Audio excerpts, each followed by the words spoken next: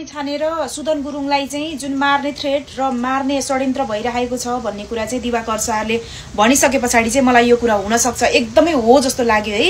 किनभने यिनीहरूले रविलामी छाने निस्किसके पछाडि केपी शर्मा ओली ज्यूले आफैले भन्नुभएको छ यो रिहाई चाहिँ गलत भयो जस्तो लाग्छ मलाई भनेर हैन। उहाँहरुको एकदमै ढ्याङ्ग्रो बजिसकेको छ र यो कुनै पनि ठाउँबाट कुनै पनि मान्छेहरूले चाहिँ यो स्वचालित या प्रचालित के रे मान्छेलाई परिचालित गरेर रविलामी छाने विशेष गरी रविलामी छानेलाई यिनीहरूले मार्न सक्छन् मलाई जहाँसम्म लाग्छ। र प्रहरी आर्मीहरुको भन्दा पनि बढी जरुरी यो देशप्रेमी युवाहरुको रविलामी छानेलाई प्रोटेक्सन गर्नको लागि चाहिँ उहाँहरुको आवश्यक छ। रविलाई जसरी तपाईहरुको पार्टी माथि लानको लागि जसरी जनताले साथ दिएका छन् तपाईहरुको सभापतिलाई पनि तपाईहरुको सभापति पनि त्यति नै तगारोमा हुनुहुन्छ। किनभने भोलिको दिनमा तपाईको सभापति अगाडि आउने बित्तिकै यिनीहरू पुराना दलका सबै खोरमा जाकिने डरले रविलामी छानेलाई प्रपञ्च गर्दैछन्। यस कारणले पनि एउटा कुरा बुझ्नुस् कि म फर एक्जाम्पल यो व्यक्ति निस्किँदाखेरि यो व्यक्तिलाई एकदमै खतरा हुन्छ भने नि यो व्यक्तिले कहिले पनि यो व्यक्तिलाई निस्कियोस् यो व्यक्ति बाहिर आओस् भन्न चाहदैन।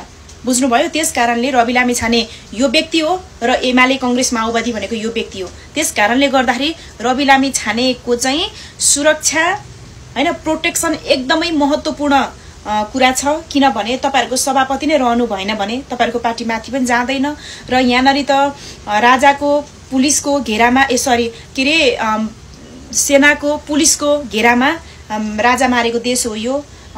गाडीमा लगेर त्रिशुलीको बाटो लगेर कोसीमा नदीमा खसाल दिने जुन मदन भण्डारीलाई त्यो गरे। मदन भण्डारीलाई जो मान्छेले ड्राइभ गरेर लानु भएको थियो त्यो ड्राइभरलाई पनि 10 वर्ष पछाडि मारे यानी कि त्यो कुरा आउँछ भनेर केपी शर्मा ओलीले आफैले भन्नुभएको छ एउटा मिडियामा के रे मदन भण्डारी मार्ने जिम्मा मलाई दिएको थियो मैले अस्वीकार गरे पछाडि कांग्रेसका मान्छेले मारेका हुन् म अब मर्ने बेला पनि भए बुढो पनि भए मैले सत्य कुरा बोल्नुपर्छ भनेर बोलेका कुराहरू यथावतै सञ्जालमा जगजाहेरै छन् त्यो हेर्न सक्नुहुन्छ।